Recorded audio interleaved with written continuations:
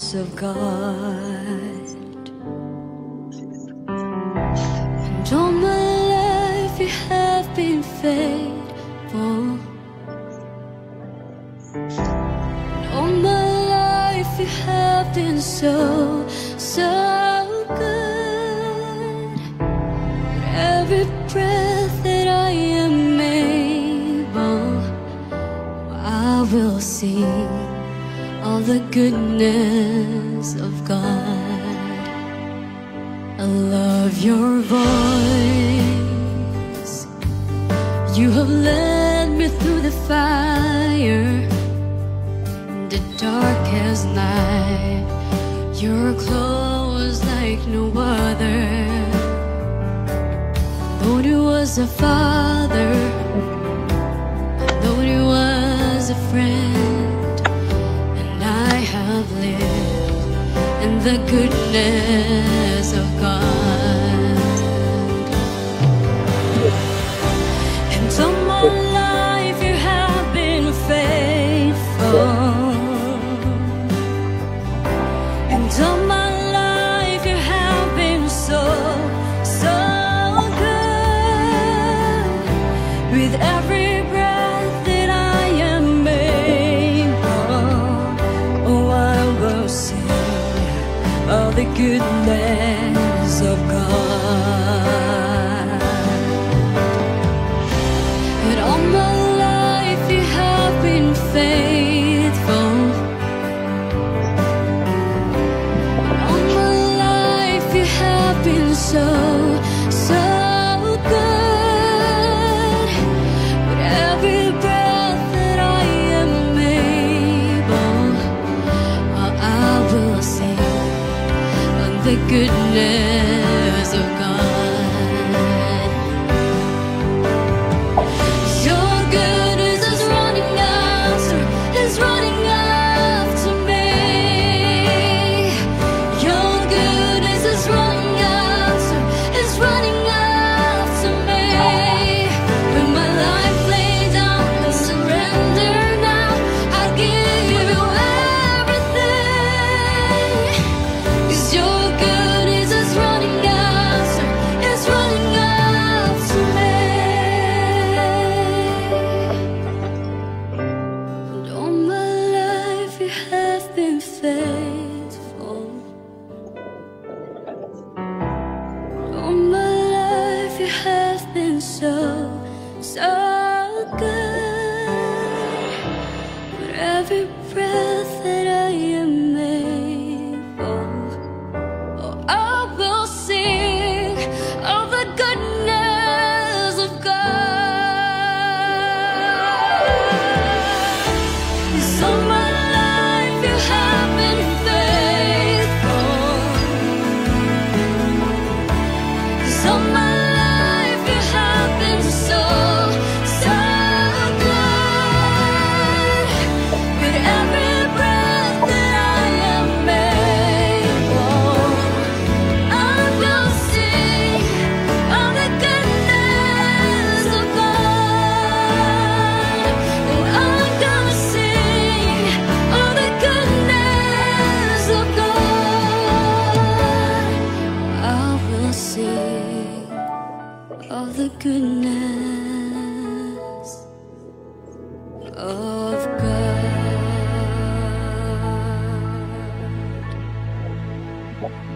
Gusto napakagandang awitin po na yan, Goodness of God. Napakabuti po ng ating Panginoon in spite sa situation po natin ngayon. Maraming baha, pero hindi ibig sabihin po na tayo ay pinabayaan po ng ating Panginoon. The Lord is been faithful to all of us. Alright? In spite na hindi tayo faithful sa ating Panginoon, napakabuti po ng ating Panginoon. God has a reason. Meron pong plano, may layunin ng Panginoon sa lahat po ng nangyayari sa ating pong buhay. So, tayo po muna ay manalangin. Let us all pray. Ipag-pray din natin yung mga kababayan po natin. Let's pray. Dear God and Heavenly Father, Lord, we come to you in prayer. We honor and glorify you. Patawarin niyo po kami sa aming mga kasalanan, Panginoon, lahat ng aming pong nagawa sa inyo. I-bless niyo po ang bawat isa sa amin as we go on and give you praise, give you glory through our testimonies, sa pamamagitan, Panginoon, ng aming pag-aaral ng iyong banal na salita. I-bless niyo ang bawat isa sa amin as we study your word tonight, and all these things I pray in Jesus' name. Amen and amen. All right, so ako po ay magbibigay ng pasasalamat sa ating Panginoon. Dito sa amin, bumaha. No, dyan sa inyo. Sa likod namin, baha. Pero sa biyaya po ng ating Panginoon ay okay naman. Nag-subside naman siya agad. Purihin ang Panginoon dahil ngayon nga 5 days pong umuulan-ulan. Hindi na lumalabas ng bahay. Napakabuti po ng ating Panginoon, napaka-faithful niya. Hindi tayo pinabayaan. Ipag-pray din natin yung mga kababayan po natin na talagang binaha po sila ngayon. Pero hindi sila pababayaan ng atin pong Panginoon. Alright, so salamat din sa Panginoon sa kabutihan ng Lord sa amin dito sa aming tahanan, sa aking family, sa asawa ko, sa mga anak ko. Salamat po sa ating Panginoon, and we are all healthy. And meron po kaming nagpo-provide po ang ating Panginoon sa amin dito sa bahay ng aming kinakain. So, salamat sa Lord, sa kanyang kabutihan. So, siguro dyan naman din tayo sa inyo. Sino po ang mauna dyan? Si Rachel na lang. Rachel, nandyan ka pa. Okay. Thank you daw. Kung anong papasalamat mo.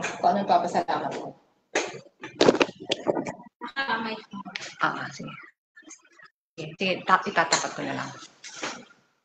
Papasalamat po na walang sakit yung pamilya ko, tsaka good health, wala pong gulo, hindi po na sa baha. Tsaka lagi pong nagpo-provide si God everyday po ng daily needs. Amen.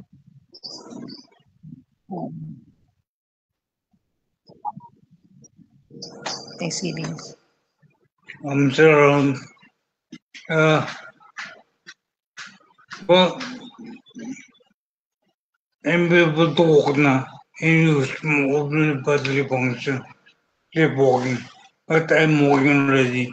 Wow. According to the PT, but my voice is not there. My language is not there. I'm walking already. Amen. Amen. Thank you. I will fulfill whatever I promised. Amen. I will help. Amen. Amen. Thank you. And ikay nakalakad na. Susunod na po yung boses nyo. Tuloy natin ipanalangin yan. And alam ko naman na igagrant talaga ng Panginoon. Igagrant niya yun pong inyong desire ng inyong puso. Okay? Yung kumpletong kagalingan. Kasi alam niyo po ang puso ninyo. Yan. Thank you so much. Praise God, Brother Neri. Sister Jenny, kayo naman po. Yung continuous blessings. At natapos na rin yung natigil na rin ang ulan. Kasi medyo bumaha din yung kadal namin dito. Pero madali rin siya mag-subside.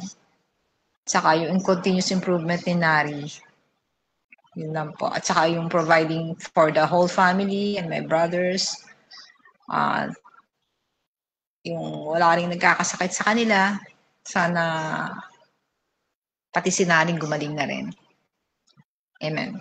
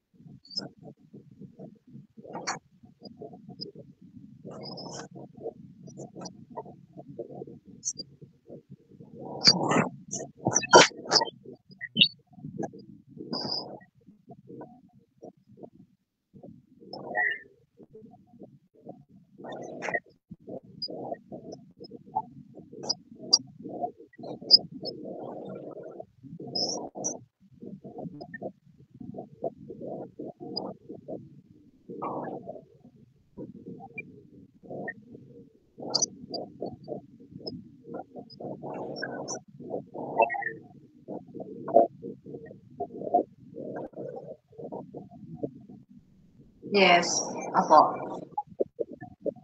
Ikatlong katotohanan.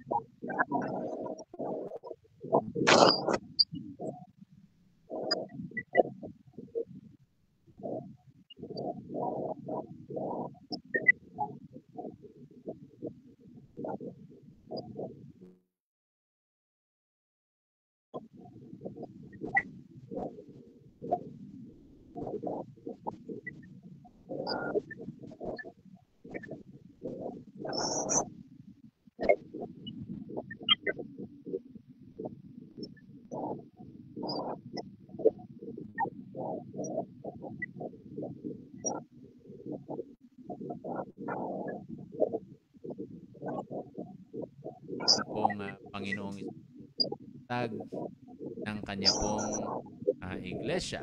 Ayan. So sa ikatlong katotohanan po ay ang iglesia ay pamilya ng Diyos dito sa lupa. Right? So the church is the family of God here on earth. So ayan, bilang pamilya ng Diyos, ang bawat kasapi nito ay mayroong tungkulin na dapat gampanan. So we have all the responsibilities na ating ginagampanan. Yamang Kristo ang ulo at pangulo ng iglesia, nararapat lang na katawan ay susunod niya at magpapasakop sa kanyang kalooban, tutunin at layunin. Bilang kasapi sa pamilya ng Diyos, inahan tayo sumunod sa nais niya, lalong-lalo na sa ating mga nagawang tungkol ng iglesia o as a church, okay? As a whole, as a church. Sister Janie, pwede mo bang basahin yung talata natin? Page mga gawa 241. Ang magawa. Kaya't ang mga naniniwala sa ipinangaral niya ay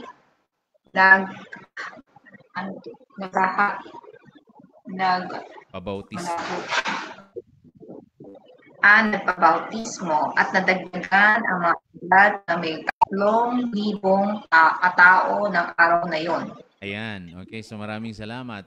No? So like sinabi ko nung nakaraan that originally ang ating Panginoon meron siyang higit kumulang na 120 disciples. 120 disipulo at hindi po ito 12 lang. Okay? Kasi ang 12 po ayun pong mga kanyang mga apostoles. Pero yung kanyang bago siya umakyat sa langit, he was able to disciple 120 disciples. And noon pong umakyat ng Panginoon sa langit at si Apostol Pedro ay tumayo at nangaral po siya doon sa Jerusalem. Okay? Sa kanyang pangangaral, nang siya po ay tumayo at nangaral, ang naligtas po at nadagdag sa kanilang bilang ay 3,000. So isipin niyo po yan, ano?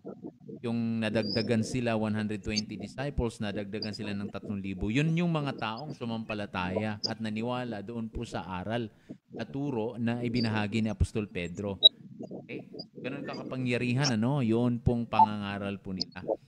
So, kasama ng mga naunang mga alagad ni Jesus, agad silang nagpasakop. So, itong 3,000, kasama ng mga unang alagad ng Panginoon, nagpasakop sila at gumanap sa lahat ng mga gawain ng iglesia. Okay, so narito ang mga gawaing sinusunod ng church, okay? Dahilan ng pagdami ng kanilang bilang paglagong espiritual. So, dahil sa mga gawain na ito, sila po ay patuloy na dumadami ang iglesia, yung church, sa unang siglo, okay? 2,000 years ago. So, ang una nilang ginawa, sila po ay nagsama-sama sa aral at turo ni Jesus. Okay, so isa sa gawain ng iglesia, ng church, ay tayo ay sama-samang mag-aral, makinig sa gawain ng atin po sa aral ng atin pong Panginoong Jesucristo. So isa yan sa gawain. So what we are doing right now, ginagawa natin, whether face-to-face tayo or nandito tayo sa online, ito po ay gawain ng pag-aaral ako po ay nagtuturo sa mga aral ng atin pong Panginoong Jesucristo na mula po sa Biblia. So, ito yung ginagawa ng unang iglesia na ginagawa din po natin po ngayon. Okay? So, ang pag-aaral sa mga utos ni Jesus ay hindi sa pinakamahalagang gawain sa pamilya po ng Diyos. Bago pa man umakyat sa langit ang ating Panginoong Jesucristo, kasama ito sa kanyang mga huling habilin. Okay? Itong ipangaral ang kanyang mga salita at ituro ang kanyang mga salita. Sa Mateo 28:20, si Kristo mismo po ang nagsasabi, siya po ay nagpapaalam na dito, siya ay pabalik na sa langit. Bago po siya umakyat sa langit, ang sabi niya sa kanyang mga alagad, turuan ninyo silang sumunod sa lahat ng iniutos ko sa inyo at tandaan ninyo lagi ninyo akong kasama hanggang sa katapusan ng mundo. So, utos po ng Panginoon na tayo po'y mag-aral. Utos ng Panginoon na ituro ang kanya pong mga aral. Tinupad ng mga apostol ang mga utos ng Panginoong Jesucristo na ituro ang kanyang mga utos. Yan naman itong ginawa ng mga apostol. Yun nga po si Pedro, nung tumayo at nangaral, 3,000 na agad ang naligtas. Sa mga gawa 2:42 po, sabi sa talata, inilaan nila ang kanilang mga sarili upang matuto sa turo ng mga alagad o ng mga apostol. So, Pastor Randolph, bakit hindi turo ni Kristo? Actually po, yung sinabi kasi dyan, matuto sa turo ng mga apostol. Actually, yung natutunan po ng mga apostol, yun po ang tinuro sa kanila ng ating Panginoong Jesus. So yung term na ginamit po dito, ginamit lamang po yun pong turo ng mga apostol, but in reality, itong itinuturo ng mga apostol ay mismong mga salita ng ating Panginoon. Okay? So, ang lahat ng mga kasapi ng unang iglesia ay sama-samang nag-aaral at natuto sa turo ng mga apostol. Turo ni Kristo at ginamit po ang mga apostol. So, maaaring tayo bakit hindi turo ni Kristo. Again, ang itinuturo ng mga apostol ay turo ng Panginoon. Ayan, yun po yung nilang ginawa doon po sa mga sumampalataya. Kailangan po kasi ito at atin pong natutunan din sa atin pong unang napag-aralan, yun pong Biblia, salita ng Diyos. Kailangan po natin ng salita ng Diyos para tayo po ay lumago sa ating spiritual na buhay. So letter B po, hindi lamang po sila ay sama-samang nag-aral sa turo ng mga apostol. Letter B, ang pagsasama-sama ng mga disipulo. So the word pagsasama-sama ay fellowship.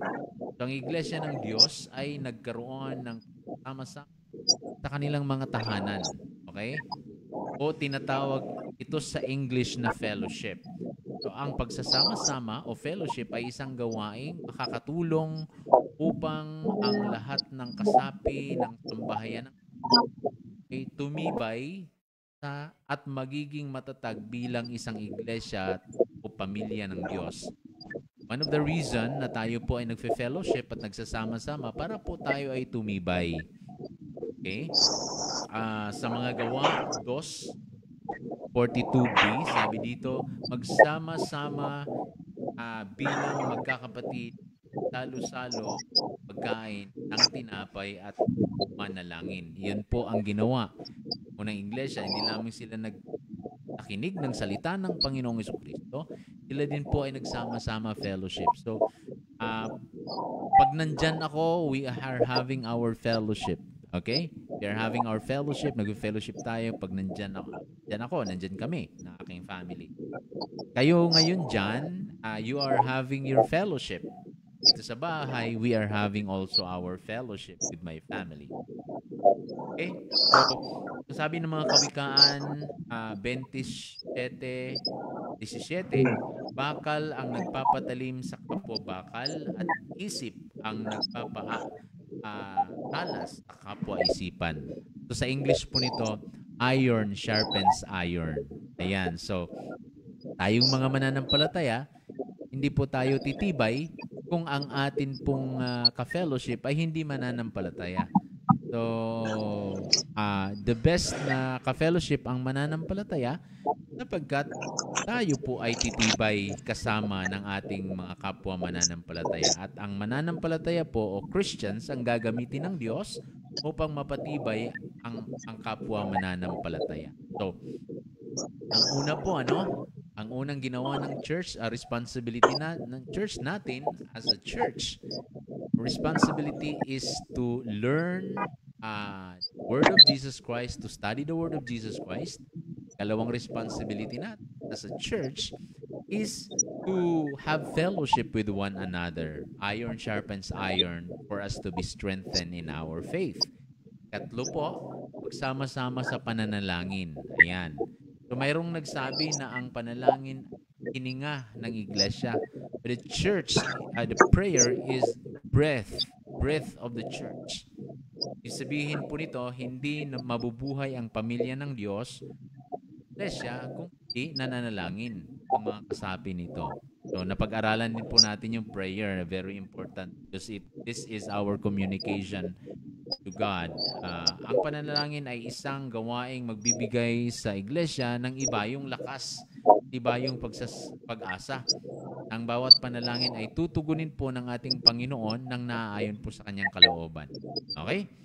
So, pinapahalagahan ng Panginoong Yesus pananalangin. In fact, kanya po itong itinuro sa kanya pong mga alagad.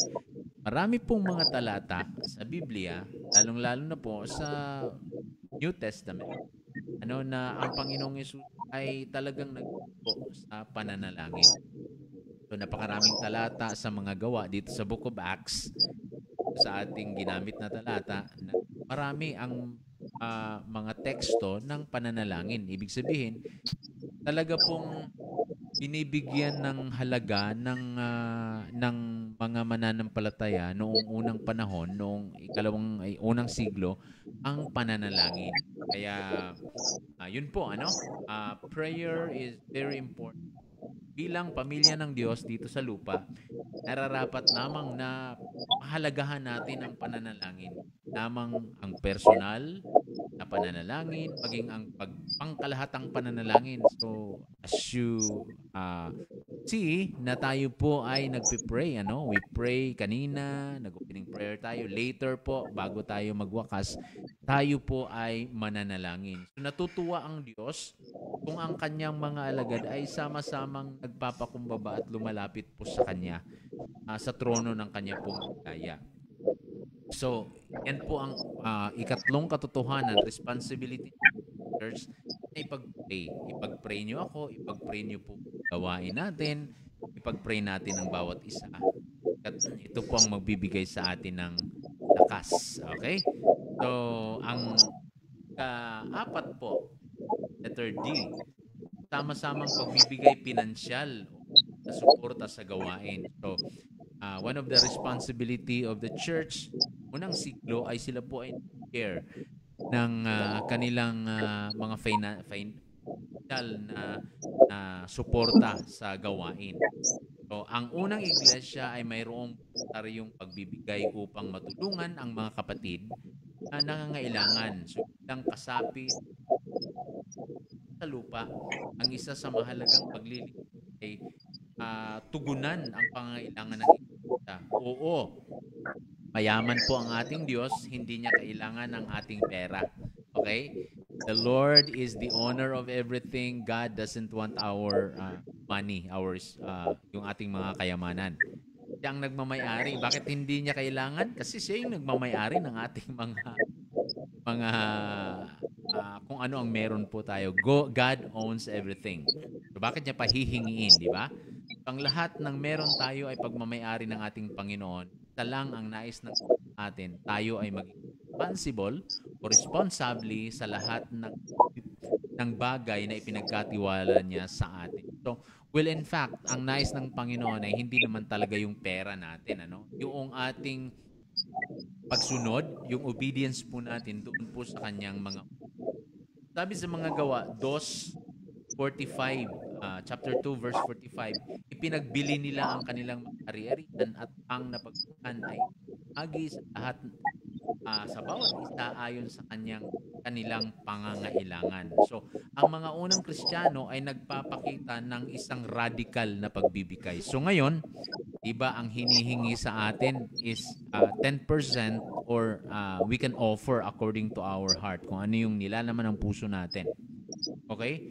Pero yung unang Christians, yung unang mananampalataya, very radical sila. Bakit? Radical ang kanilang pagbibigay. Isang uri, ang radical pala na pagbibigay ay isang uri ng pagbibigay ng punong-puno ng pananampalataya. Ang katangiang ito ay bunga ng kanilang kalaguang espiritual at pagkaunawa nila sa misyon na iniwan ni Jesus para sa kanila. So, hindi sila nahihirapang tumulong sa kanilang kapwa at buong puso nila ito ginawa para sa kaluwalhatian ng atin pong Panginoon. So, ilang pamilya ng Diyos, inaasahan ng ating Panginoon sa atin na tumulong sa lahat ng gawain. Ayan, lalong-lalo na kung sobra-sobra ang pala sa Panginoon. Tandaan natin na hindi tayo ang ari ng ang meron tayo.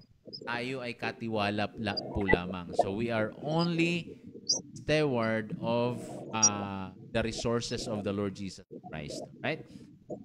Bilang tugon sa kapagihan ng Diyos sa atin, nararapat lamang na tayo ay magdaluyan din naman ng pagpapala.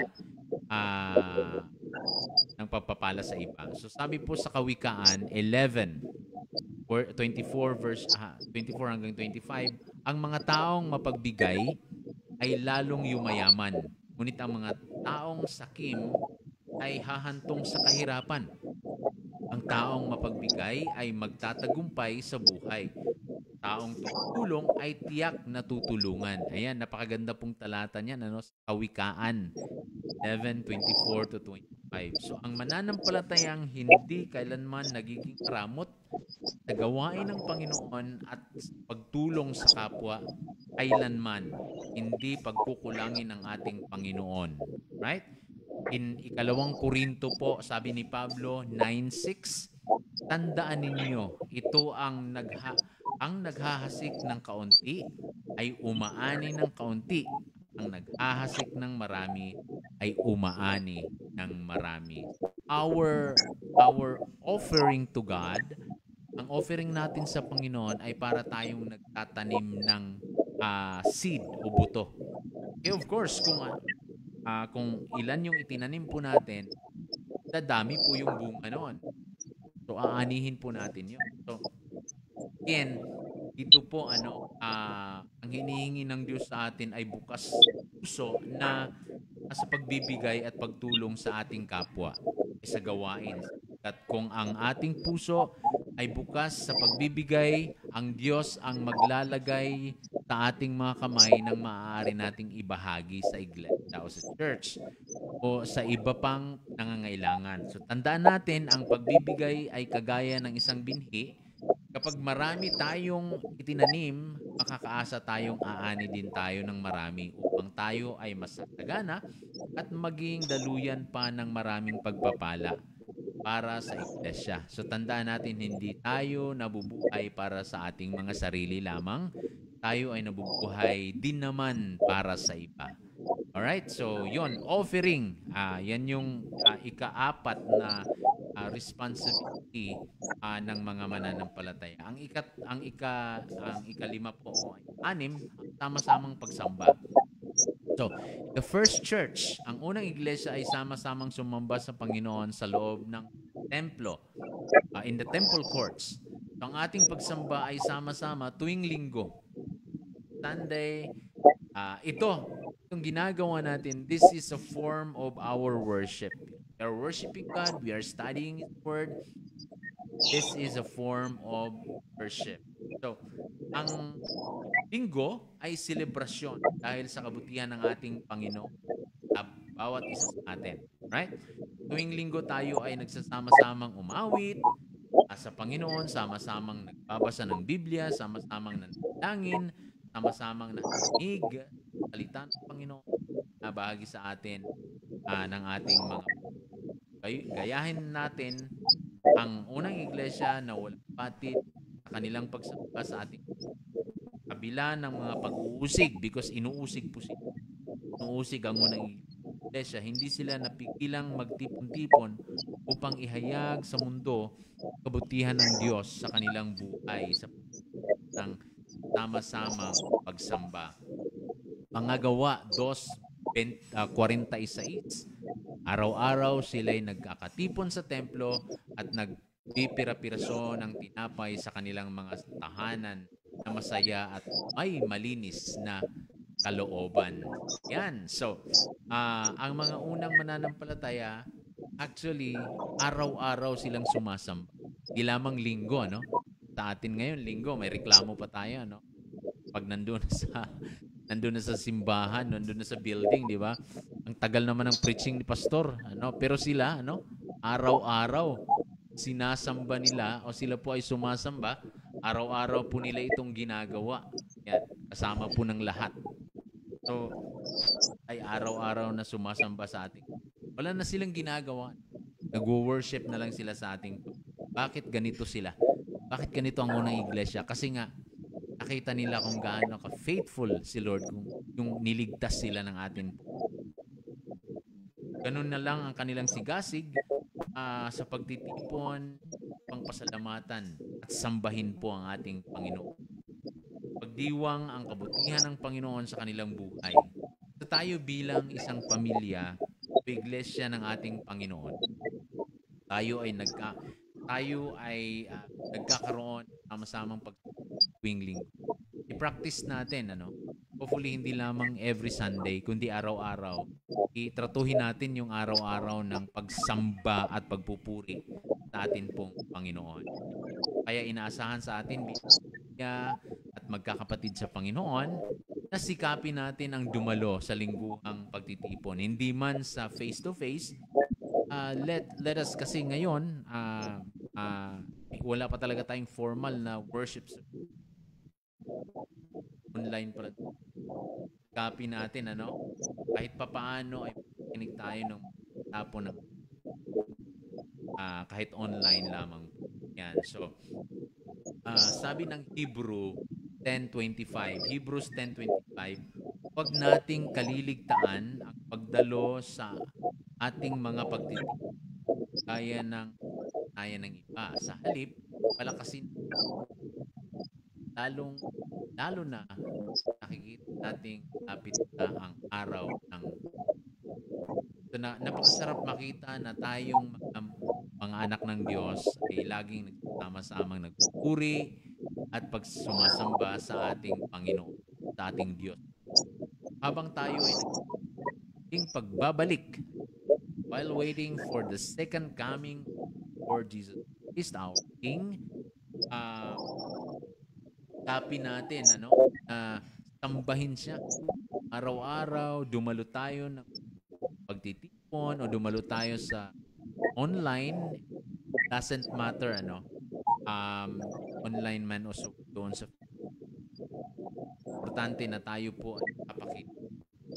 Salita ng Panginoon, tayo po ay lalakas upang sa ganon, tayo po ay magagamit. Kasi kung weak tayo, if we are weak Christian, hindi tayo maaari ng ating Panginoon. So, isa sa magpapalakas sa atin ay yung sama-sama natin, yung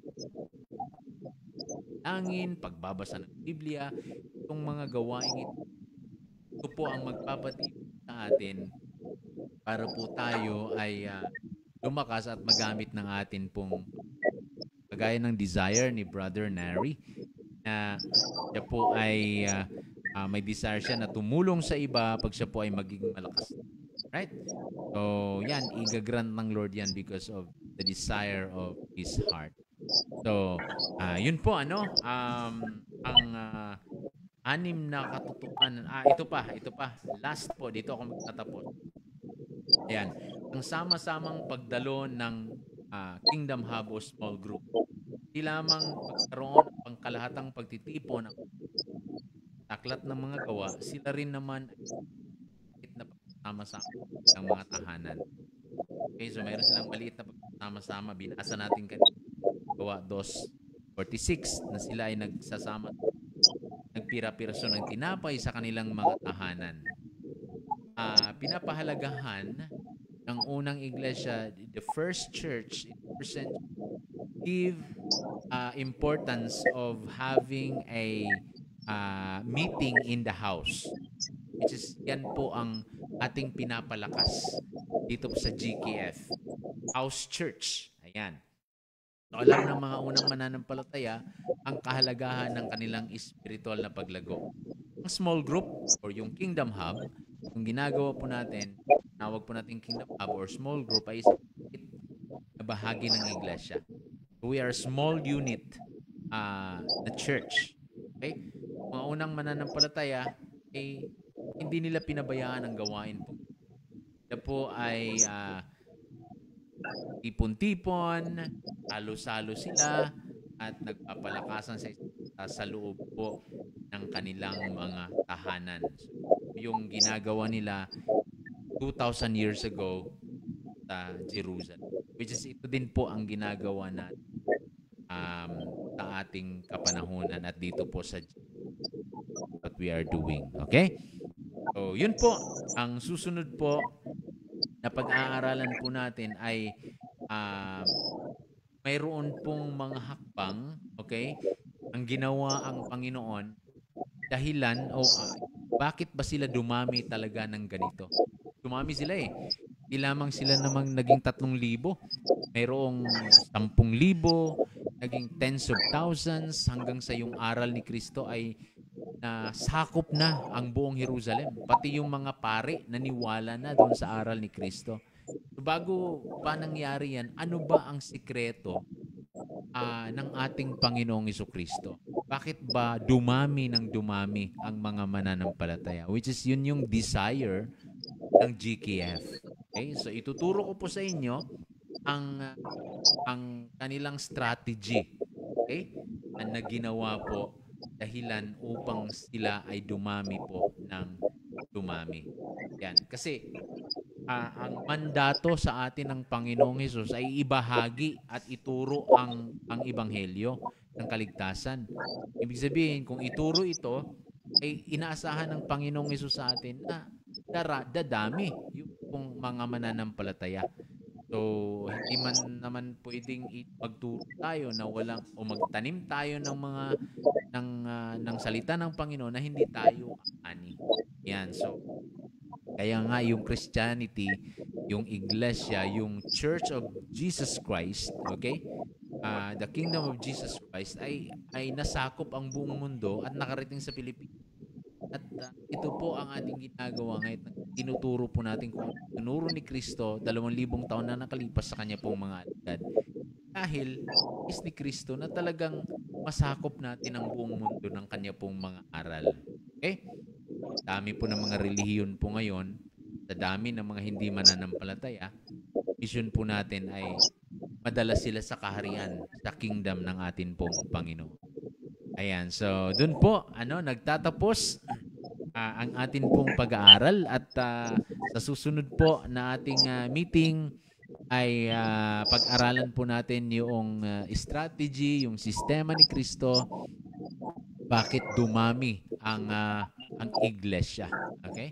Bakit nagpakadami dumami po ang iglesia sa panahon po ng Panginoon. Which is ngayon, nakakalungkot isipin, merong mga churches na sapat na sa kanila, yun pong sapat na sa kanila yung gano'n na lang sila. Kumbaga doon na lang sila sa loob ng kanilang simbahan. Hindi na sila lumalabas, hindi sila nangangalap ng mga kaluluwa in many ways. Okay? Maraming kapamaraanan. Okay? Yun po. Maraming salamat po at purihin po ang atin pong Panginoon. Now, let's go to our key takeaways. Siguro unahin po natin si Sister Jenny. Sister Jenny, kayo po mauna. Ano po ang inyong key takeaways sa ating pong lesson sa hapon o sa gabi pong ito? Sama-sama tayo. Yung fellowship. Sama-samang manalangin, sama-samang mag-aral sa turo ng Jesucristo, pagtutulungan, and worship. Amen. And yung mag-form ng maliliit na grupo, small groups. Amen. Amen. Ang tawag natin dyan is a networking of small groups. Yan. Yes. Amen. Okay, what about Brother Neri? Ano raw natutunan mo? I'm lucky to be able to. Ano natutunan mo sa sinabi? I'm lucky in the past to be able to tell that is and positive. Amen. Now I have to share it Amen. to get more people to believe in that. Yes. Amen. I believe in that. Amen. Amen. I actually believe that I'll be able to help make people good Amen. to Influence people. Influences. influence. Amen. Amen. Glory to God. Amen. So, nandyan pa ba si Rachel? Umuwi na, Pastor. Umuwi na. Okay. It's okay. Ayan. So, purihin po ang ating Panginoon. Ayan, salamat po at na mayroon tayong natutunan. Ang susunod na, sabi ko nga, susunod na pag-aaralan po natin yung strategy ni Kristo. Maganda ito kasi ang desire ni Brother Neri ay magamit siya o gamitin niya yung kanyang gift para ma-influence ang mga tao sa kingdom, gospel of the kingdom. So, ano ba ang sikreto? Ano ba ang sistema at proseso ni Jesus? Bakit dumami yung church? Bakit dumami yung mga mananampalataya? Aralan po natin sa susunod po na meeting po natin. And I hope and pray na lahat po ng manunood at makakapanood pa nito ay please, stay lang kayo, stay lang kayo. So, yun po. Tayo po ay manalangin. Any urgent prayer request po? Meron po ba? Yung paglalakad ni Nari ay medyo papunta na without the cane. Yun ang pinapractice. Pero ang pinapractice sa kanya is the balance. Balance. Kasi we can walk, pero medyo kailangan pa maano yung balance niya. Ma-work on his balance. And saka his speech pa rin. Okay. Sana ma-improve. Alright. Okay. Yun yung ipag-pray natin, Yun yung idulog natin sa ating Panginoon. Okay. Sige, ipag-pray din natin si Rachel, si Brother Rick. Yan, si Christian, ipag-pray din po natin. Si Christian, prayer na ang pray ko is sana hindi siya masyadong kasi medyo parang madali siya apektuhan ng weather. Ganon. Oo. May masakit ang ulo. Minsan may siraan tiyan.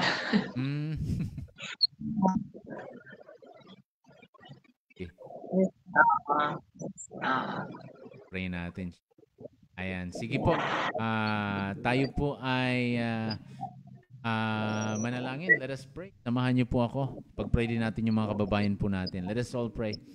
Our Heavenly Father, Lord, maraming salamat po, Panginoon, sa gabing ito. Nilalapit po namin, unang-una, si Christian, Panginoon. Very sensitive ang kanya pong kalusugan. We pray in Jesus' name na ito po ay maging okay, Panginoon. Magtiwala lamang siya sa inyo, Lord. At uminom siya ng mga gamot na ito makakatulong po sa kanya, Lord. I-bless niyo po, Panginoon. Even ang kanya pong mga ginawang kanyang biyahe, pagpabalik sa Marikina at papunta dito po sa Cainta. Lord, maraming salamat din po. We praise and glorify you because Brother Neri was able to walk We pray for yun pong balancing niya and yung kanyang speech ay magiging okay, Panginoon. In Jesus' name, ito po ang amin pong idinudulog po sa inyo, Lord. Ganon din, Panginoon, si Brother Rick. He is not feeling well right now. I pray for him na pagalingin niyo po siya anuman ang nararamdaman at karamdaman niya po ngayon in Jesus' name. Magkaroon po siya ng kagalingan. Ganon din si Rachel, Panginoon, who is siya po ay pauwi pa lamang. Ingatan niyo po siya sa kanyang daan at makarating siya, Panginoon, sa kanilang tahanan ng ligtas. Maraming salamat po, Panginoon. I-bless nyo din po, Lord, si Sister Jenny, sampu ng kanyang family, yung kanilang pamilya, kanyang mga kapatid. We pray na ingatan nyo din po sila, Panginoon. Tuloy nyo po kaming gabayan, even yung aming mga kababayan na sa lanta po ng bagyo. Ingatan nyo po sila, i-provide ang kanilang mga pangailangan. Use Christians, use us, Panginoon, para sila po ay masustain ang kanilang mga pangailangan, Lord. I-bless nyo po ang bawat isa sa amin. I-bless nyo po ang aming mga ginagawa. Ingatan nyo po kami sa buong linggo na ito, sa darating na linggo. At kami, Panginoon, ay maging inyo pong maging ambassadors, mga representative nyo po kami, Panginoon. Anuman ang ipinapagawa nyo po sa amin, gagamitin namin ang aming mga social media para po ma-influence namin ang mga tao, mga hindi pa sumasampalataya sa inyo. Bless us, bless my family as well, my wife, my daughter, my son. Ingatan nyo din po, Panginoon, kami dito sa bahay and yung aming pong pangangailangan. We pray for provision, Lord.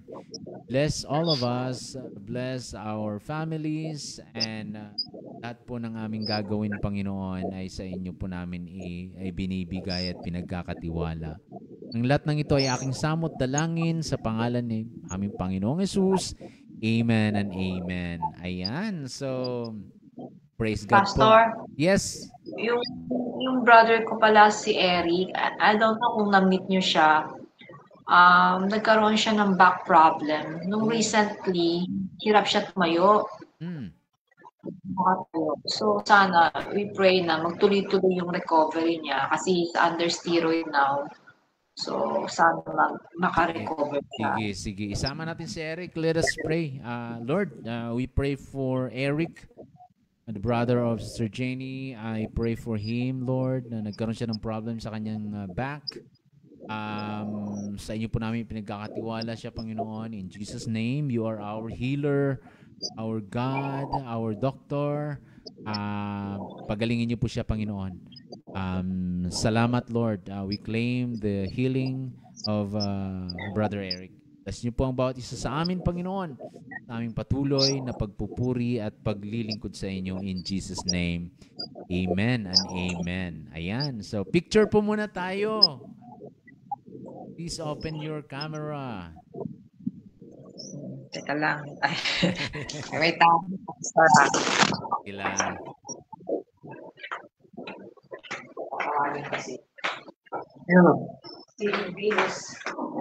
Yes, sir. Ayan, salamat po sa lahat ng manunood po natin ngayon. Maraming salamat po sa inyo. Tuloy niyo po ipanalangin ang GKF. Tuloy niyo pong suportahan sa pamamagitan ninyong prayer. No, pagbumungan. So, purihin po ang ating Panginoon. Ayan, Pastor. Alright. Ayan, okay. Let's, one, smile. 1, 2, 3. Ayun, oh. Salamat sa Lord. Thank you, Brother Neri, Jenny. God bless. God bless Thank po. you. Bye-bye Okay, po. God bless. Bye. Sa Mrs. and baby. Nanonood sila online sa live. Okay, thank you. Bye Bye. po. God bless.